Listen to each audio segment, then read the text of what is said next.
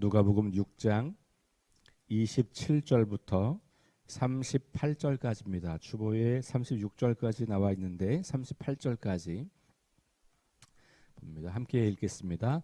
그러나 너희 듣는 자에게 내가 이르노니 너희 원수를 사랑하며 너희를 미워하는 자를 선대하며 너희를 저주하는 자를 축복하며 너희를 모욕하는 자를 위하여 기도하라. 너의 이 뺨을 치는 자에게 저 뺨도 돌려대며 내 겉옷을 빼앗는 자에게 속옷도 거절하지 말라. 내게 구하는 자에게 주며 내 것을 가져가는 자에게 다시 달라 하지 말며 남에게 대접을 받고자 하는 대로 너희도 남을 대접하라. 너희가 만일 너희를 사랑하는 자만을 사랑하면 칭찬받을 것이 무엇이냐. 죄인들도 사랑하는 자는 사랑하느니라. 너희가 만일 선대하는 자만을 선대하면 칭찬받을 것이 무엇이냐. 죄인들도 이렇게 하느니라. 너희가 받기를 바라고 사람들에게 꾸어주면 칭찬받을 것이 무엇이냐. 죄인들도 그만큼 받고자 하여 죄인에게 꾸어주느니라. 오직 너희는 원수를 사랑하고 선대하며 아무것도 바라지 말고 꾸어주라. 그리하면 너희 상이 클 것이요 또 지극히 높으신 이의 아들이 되리니 그는 은혜를 모르는 자와 악한 자에게도 인자하시니라. 너희 아버지의 자비로우심 같이 너희도 자비로운 자가 되라. 비판하지 말라. 그리하면 너희가 비판을 받지 않을 것이요 정죄하지 말라. 그리하면 너희가 정죄를 받지 않을 것이요 용서하라. 그리하면 너희가 용서를 받을 것이요 주라. 그리하면 너희가 줄 것이니 곧 후이되어 누르고 흔들어 넘치도록 하여 너희에게 안겨주리라. 너희가 헤아리는 그 헤아림으로 너희도 헤아림을 도로 받을 것이니라. 아멘. 네, 어제 보았던 마태복음 5장 38절부터 48절까지 나와 있는 말씀과 평행을 이루고 있는 말씀이에요. 그러니까 마태복음은 그렇게 기록을 하고 있고 누가복음은 오늘처럼 기록하고 있는 거죠. 거의 흡사한 내용이지만 조금씩 차이가 있는 것을 발견할 수가 있습니다. 큰 의미나 내용의 차이라기보다는 그 마태 공동체와 누가 공동체의 상황과 또 마태와 누가가 기억하고 있고 또 가지고 있는 그런 이제 이야기들을 가지고 재구성을 하면서 나타나는 그런 차이다라고 볼 수가 있겠습니다. 오늘 말씀에 첫 번째는 원수를 사랑하며 이렇게 말했어요. 그렇죠? 너희 듣는 자에게 내가 이르노니 이렇게 말하면서 20절 말씀부터 이어지는 말씀이죠. 예수께서 눈을 들어서 제자들을 보시고 이르시되 그러면서 산상설교 마태복음의 산상설교 마찬가지로 이 누가복음의 평지설교도 제자들에게 하고 있는 설교다. 그래서 우리 20절부터 26절은 지난주에 보았습니다만 네 가지 복과 네 가지 화를 선포했던 그런 장면이었고 그 뒤에 이어서 그러나 이렇게 다시 말하면서 그러니까 네 가지 화를 뒷부분에 이야기한 거죠. 그러나 너희 듣는 자에게 내가 이른다. 그러면서 원수를 사랑하라. 이렇게 이야기를 합니다. 원수를 사랑하라.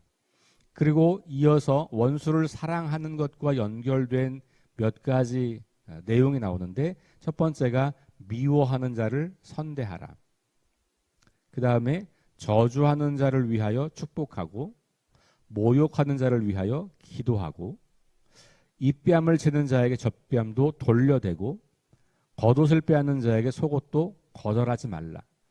그렇게 몇 가지 명령이 등장해요. 이게 다 첫 번째 원수를 사랑하는 것과 같은 내용인데 구체적인 행동들을 묘사하고 있는 것이죠. 원수를 사랑하는데 그 원수의 그 내용과 혹은 어떤 그 원수들이 행하는 행동들이 다 다를 텐데 그 여러 가지 상황을 곁들여서 원수를 사랑하는 방법을 구체적으로 소개하고 있다라고 볼 수가 있겠습니다. 미워하는 자도 원수의 일종이고 저주하는 자도 원수의 일종이고 모욕하는 자, 뺨을 때리는 자, 겉옷을 빼앗는 자 다 원수의 일종이에요. 우리가 사랑하기 어려운 대상, 우리의 편이 아니고 우리의 반대편에 있는 사람, 우리를 뭔가 공격하거나 우리를 박해하거나 우리를 힘들게 하는 사람, 그런데 그들에게 한결같은 태도를 취하라는 겁니다. 포괄적 의미로 사랑인 거고, 되갚지 않는 거고, 선대하는 거고, 오히려 축복하고 기도하는 것, 이런 것들이 바로 사랑이다라고 이야기를 하는 거예요. 자, 그러면서 31절이 오늘 이 누가복음이 전하고 있는 원수를 사랑하라라고 하는 이 대목에서 31절이 핵심 구절이에요. 31절이 뭐냐 하면 남에게 대접을 받고자 하는 대로 너희도 남을 대접하라는 겁니다. 내가 상대방에게 받고 싶은 그런 어떤 대우, 그것을 남에게 대우하라는 것이죠. 남에게 대접을 받고자 하는 대로 너 남을 대접하라라고 하는 것을 우리가 보통 황금률이라고 그렇게 이야기를 합니다. 변하지 않는 법칙이라고 하는 거고, 실은 이 말씀은 성경에만 나오는 이야기는 아니에요. 고대 사회의 어떤 윤리와 도덕을 가르치는 가르침에도 같은 내용이 자주 반복됩니다. 예수님께서도 그 시대의 사람들이 야, 이건 변하지 않는 진리야라고 말하고 있던, 혹은 더 고대 사람들도 그렇게 여겼던 것들을 예수님도 그대로 가지고 오면서 하나님을 사랑하는 자들이 살아가야 하는 삶의 방식으로 소개하고 있는 것이죠. 그러니까 누구든지 남이 나를 어떻게 했으면 좋겠다라고 하는 것을 기준 삼아서 나도 그렇게 상대방을 대하면 된다라고 하는 거예요. 그러면서 32절부터 35절까지 가면 우리 그리스도인들의 윤리가 보통 사람들보다 훨씬 더 높아야 한다는 것을 말해주고 있어요. 마태복음은 한 번 언급하고 나갔던 것을 누가복음은 3번 반복해서, 4번 반복해서 이야기해요. 사랑하는 자만 사랑하는 것, 선대하는 자만 선대하는 것, 받기를 바라고 꾸어주는 것, 이런 것들은 누구나 하는 거라는 거예요. 특별히 오늘 본문에서는 죄인들도 그렇게 한다. 우리 마태복음은 이방인들도 그렇게 한다. 뭐 이렇게 이제 표현을 했던 것이죠. 이 누가복음은 죄인들도 그렇게 하더라. 그러니까 그 당시 죄인들로 여김받았다고 하는 말은 뭐냐면 하나님 없는 사람들, 하나님 나라에 들어가지 못한다고 선포된 사람들, 구원에 이를 수 없다고 믿어진 사람들, 그 당시 유대의 관점으로 보면 이방인 혹은 유대인이긴 하지만 아직 어린아이 혹은 혼자 있는 여인 혹은 건강하지 않은 사람, 뭐 이런 사람들이에요. 이런 사람들이 하나님으로부터 저주받았거나 하나님을 거역하거나 하나님 없이 인생을 사는 사람들인데, 그들과 똑같은 수준의 삶을 사는 게 그리스도인이 아니다라는 말을 하는 거죠. 그러니까 우리를 사랑하는 사람들만 사랑하는 것, 칭찬받을 게 없다는 거죠. 죄인들도 사랑하는 자를 사랑한다. 우리에게 잘하는 사람만 우리가 잘해주면 칭찬받을 게 뭐냐? 죄인들도 그렇게 한다. 내가 누군가에게 뭘 꾸어주거나 뭘 나누어 줄 때 나도 그걸 받을 걸 기대하면서 나누어 주면 안 된다. 그거 누구나 그렇게 하는 거다. 죄인들도 그런 방식으로 꾸어주고 나눠주고 하지 않냐. 그러면서 35절에 다시 요약합니다. 너희는 원수를 사랑하고 선대하고 아무것도 바라지 말고 꾸어주라. 그럴 때 그 상이 하늘에서 크다라고 하는 말은 뭡니까? 일반 사람들이 받는 수준이 아니라 하나님 나라에서 큰 상을 받게 될 거다. 하나님이 기억하신다라고 하는 거예요. 이 땅에서 사람들은 그것을 어리석다고 말하고 비웃을지도 몰라요. 그리고 그것을, 그런 행위 자체를 또 모욕할지도 모르겠어요. 그러니까 이 땅에서는 그렇게 산다고 해서 뭐 더 얻어지는 게 없는 거죠. 그러니까 손해보는 인생이에요. 그런데 그게 손해보는 게 아닌 것은 마지막 때 하나님 앞에 갔을 때 하나님이 주실 상이 큰 것이 있기 때문에 지금 이 땅에서 손해보는 것 같지만 그게 손해가 아니다. 그러니까 우리가 누릴 상은 이 땅에서가 아니라 하늘에서 주시는 상을 우리가 바라는 것이다. 그러니까 우리 그리스도인들의 윤리는 보통 사람들의 윤리보다 훨씬 더 앞서 나가야 하고, 그래서 이 땅에서는 그것이 손해보는 것 같고 뭔가 좀 얻어지는 게 없는 것처럼 보이고 바보같이 보인다고 할지라도 하나님께서 그것을 기억하시고 하늘에서 큰 상을 베푸실 거다. 그리고 그 뒤에 나오면 그럴 때 너희가 하나님의 아들이 된다. 지극히 높으신 이의 아들이 된다. 이렇게 이야기해요. 그러니까 하나님의 자녀, 하나님의 아들, 딸, 하나님 나라의 백성들이 살아가는 삶은 이와 같다라고 말씀을 하고 있는 것이죠. 그러면서 한 번 더 강조해요. 은혜를 모르는 자와 악한 자에게도 인자하다. 누가? 하나님은. 하나님의 아들이 된다라고 말하면서 바로 그는, 하나님은 은혜를 모르는 자와 악한 자에게도 인자하시다. 그러니 그 하나님의 아들인 너희들도 악한 자에게, 은혜를 모르는 자에게도 인자를 베풀어야 한다라고 이야기하는 거죠. 그래서 우리 기준은 세상 사람들이 아니고 이 세상이 주는 상이 아니고 하나님인 거예요. 그러니까 35절에서 36절에서 너희 아버지의 자비로우심 같이 너희가 자비로워라. 마태복음은 하나님의 완전하심과 같이 너희가 완전하라.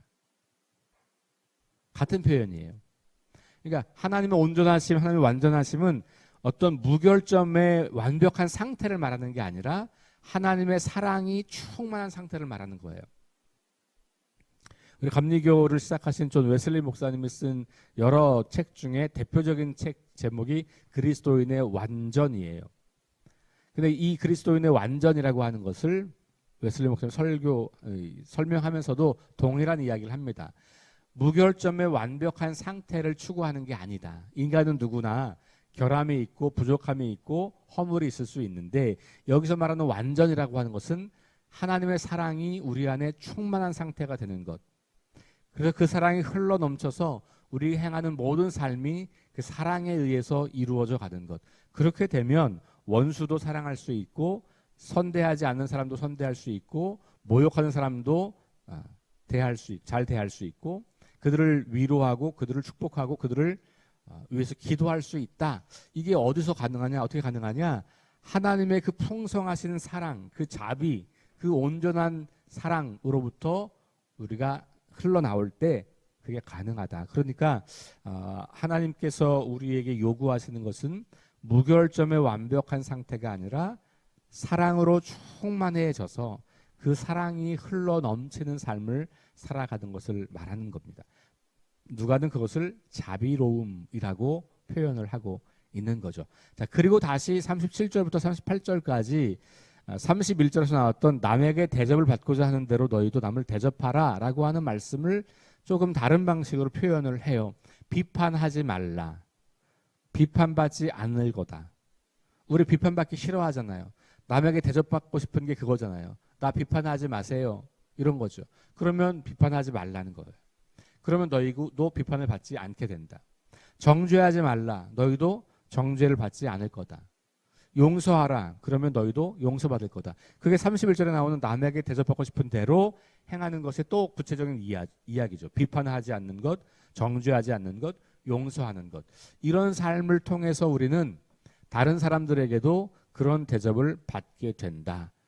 또 38절에 주라. 주는 것. 그러면 너희에게 줄 것이다.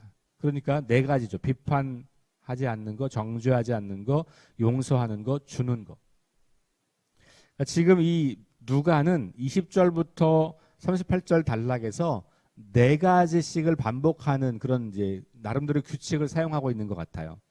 그래서 뭘 하면 네 가지 복, 네 가지 화, 또 네 가지 사랑하는 구체적인 방법들, 뭐 이런 것들을 하는 거죠. 그리고 다시 또 마지막에 네 가지 남에게 대접받고 싶은 대로 대접하라 라고 하는 것을 또 네 가지로 말하고 있는 거예요. 자, 마지막에 너희가 헤아리는 그 헤아림으로 너희도 헤아림을 도로 받을 것이다. 31절이랑 같은 맥락이죠. 그죠? 대접을 받고자 하는 대로 남을 대접하라. 뒤집으면 너희가 헤아리는 그 헤아림으로 너희도 헤아림을 받을 거다. 그 헤아림의 내용은 뭡니까? 비판하지 않는 것, 정죄하지 않는 것, 용서하는 것, 주는 것. 이런 삶이야말로 하나님 나라 백성들이 살아가는 삶이라고 하는 것을 우리에게 가르치고 있어요. 예수님께서 이런 가르침을 가르치셨는데 이게 그러면 초대교회, 예수님 부활 이후에 생겨난 초대 그리스도인들은 이 예수님의 가르침을 가지고 야, 그거 우리가 인간이 어떻게 그렇게 하냐. 예수님이나 되니까 그렇게 하는 거지. 하나님의 아들이시니까 그렇게 할 수 있으니까 그렇게 말씀하신 거야. 그러니까 우리는 그거 그냥 할 수 없고 좀 줄이자. 이렇게 결정하지 않았다는 것을 뒤에 서신서를 보면 알 수 있어요. 바울의 가르침 가운데 로마서 12장을 여러분들이 한번 가보시면 좋겠어요. 자, 로마서 12장. 예수님의 가르침을 집대성하여 우리 기독교 신앙의 틀을 만든 사람이 바울이에요. 그리고 바울이 썼다고 여겨지는 편지들이 신약성경의 절반 가까이 돼요. 그러니까 이 바울의 생각과 바울의 신학 사상을 이해하는 것은 굉장히 중요하죠. 바울과 예수님이 동일 선상에 서 있다는 것을 말해줍니다.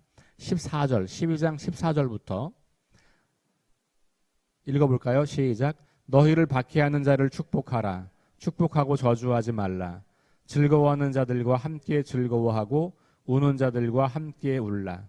서로 마음을 같이 하며 높은 데 마음을 두지 말고 도리어 낮은 데 처하며 스스로 지혜 있는 채 하지 말라.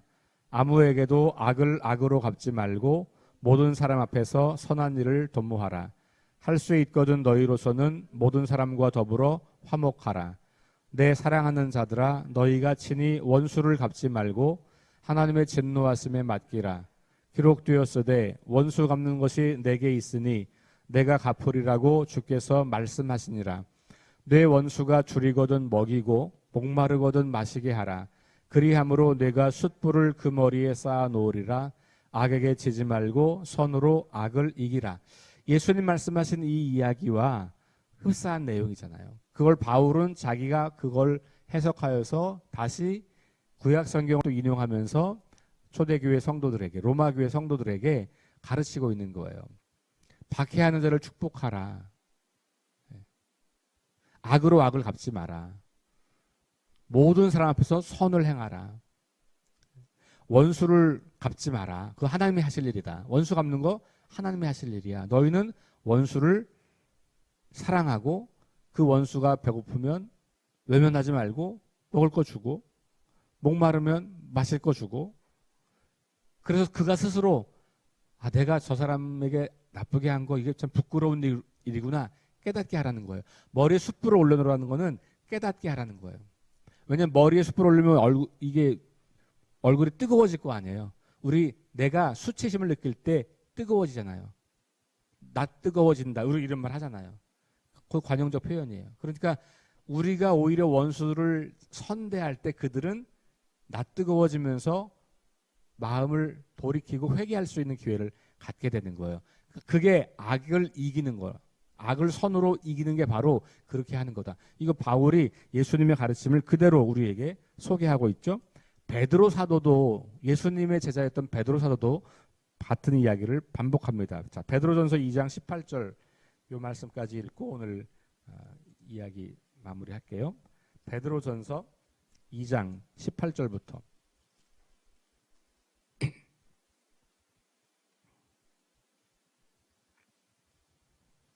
25절까지입니다. 자, 함께 읽겠습니다. 사환들아 범사에 두려워함으로 주인들에게 순종하되 선하고 관용하는 자들에게만 아니라 또한 까다로운 자들에게도 그리하라. 부당하게 고난을 받아도 하나님을 생각함으로 슬픔을 참으면 이는 아름다우나 죄가 있어 매를 맞고 참으면 무슨 칭찬이 있으리요. 그러나 선을 행함으로 고난을 받고 참으면 이는 하나님 앞에 아름다우니라. 이를 위하여 너희가 부르심을 받았으니 그리스도도 너희를 위하여 고난을 받으사 너희에게 본을 끼쳐 그 자취를 따라오게 하려 하셨느니라. 그는 죄를 범하지 아니하시고 그 입에 거짓도 없으시며 욕을 당하시되 맞대어 욕하지 아니하시고 고난을 당하시되 위협하지 아니하시고 오직 공의로 심판하시는 이에게 부탁하시며 친히 나무에 달려 그 몸으로 우리 죄를 담당하셨으니 이는 우리로 죄에 대하여 죽고 의에 대하여 살게 하려 하심이라.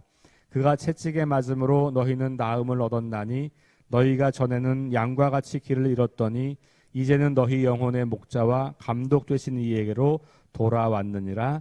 아멘. 자, 오늘 말씀은 베드로서는 박해받는 그리스도인들에게 준 편지거든요. 그러니까 박해를 받는다고 하는 상황 자체가 우리를 늘 괴롭게 하고 공격하고 죽이는 원수가 있는 상황인데 그 박해 상황 속에서 그것을 원수 갚지 말고 참고 견디라는 거예요. 왜냐하면 예수께서 그렇게 모욕을 참고 견디셨기 때문에, 그리고 오히려 그를 공격하는 사람들의 죄를 용서하시고 하나님께 그 모든 것들을 맡겼기 때문에, 그래서 뒤에 보니까 예수 그리스도를 본받아서 그렇게 하라 이렇게 이야기하는 거잖아요. 그러니까 죄가 있어서 매를 맞는 거는 당연한 건데 칭찬받을 일이 아닌데, 부당하게 매를 맞고 고난을 받아도 그것을 하나님을 생각하고 참으면 이게 아름답다. 선을 행함으로 고난받는 거, 그거 아름다운 일이다. 이런 말씀을 하는 것이죠. 예수님의 가르침을 그대로 이어받아서 베드로와 바울 사도, 다시 말하면 초대 교회도 이 예수님의 가르침을 실현 불가능한 것으로 여기지 않았어요. 우리보다 훨씬 더 어렵고 고통스러운 상황, 실제로 우리를 위협하고 죽이는 사람들로 가득한 세상 속에서도 그러한 삶을 살겠다고 결단하고 그러한 삶을 살도록 요청했던 초대교회를 우리가 바라봅니다. 오늘 우리 이 시대에 우리가 어떻게 이것을 우리 삶에 적용할까를 고민하면서 한 걸음 한 걸음 예수님을 닮아가고 하나님의 자비로우심과 같이 자비로운 삶을 살아가는 저와 여러분 될 수 있기를 주의 이름으로 축원합니다. 기도하겠습니다. 하나님 감사합니다. 남에게 대접받고 싶은 대로 남을 대접하라. 너희의 헤아림으로 너희도 헤아림을 받을 것이다. 이렇게 말씀하시면서 원수까지도 사랑할 것을 우리에게 당부하고 있는 예수님의 말씀과 그것을 이어받아서 사도 바울과 베드로 사도도 역시 동일한 가르침으로 초대교회 성도들을 가르쳤던 것을 봅니다. 그리고 그 가르침을 따라서 순교의 죽음을 받아들이고 오히려 그 죽음을 기쁨으로 여기며 하나님 앞에 아름답게 삶을 마감하고 주님 품에 이르게 되는 수많은 사람들, 초대교회로부터 지금까지 이 역사 속에 박해와 고난 속에서도 그것을 되갚으려고 하지 않고 사랑으로 선으로 그것을 이겼던 수없이 많은 사람들의 그 순교의 피 위에 우리가 서 있음을 기억합니다. 우리에게 이것이 어려운 계명으로, 불가능한 계명으로 들려서 자꾸만 우리는 하지 않을 핑계를 만들어댑니다. 그러나 주님, 우리가 믿는 이 진리가 바로 그 실천 위에 이어져 왔던 것을 기억합니다. 이 말씀 우리 마음속에 깊이 간직하며 하루하루 조금씩 주님을 더 가까이 닮아가며 하나님의 완전하심, 하나님의 자비로우심을 배워가며 원수도 사랑하며 악을 악으로 갚지 말고 선으로 악을 이기는 귀한 삶을 살아갈 수 있도록 인도하여 주옵소서. 그리하여 우리 석교교회가 이 땅에 깨어지고 망가진 세상을 치유하고 회복시키는 하나님의 그 놀랍고 위대한 일에 잘 쓰임받는 교회가 될 수 있도록 인도하여 주옵소서. 예수님 이름으로 기도합니다. 아멘. 우리 함께 합심해서 기도합니다. 성령의 능력으로 하나님 나라를 증언하고 살아내게 하소서. 하나님 말씀이 기준이 되게 하소서. 질병과 연약함으로 고통당하는 사람들을 치유하여 주소서. 전쟁과 자연재해와 가난과 억압으로 고통당하는 지구촌 이웃들에게 은혜를 베푸소서. 다음 세대에게 하나님 나라 복음을 전수하게 하소서. 합심해서 기도하고 개인 기도하고 돌아갑니다.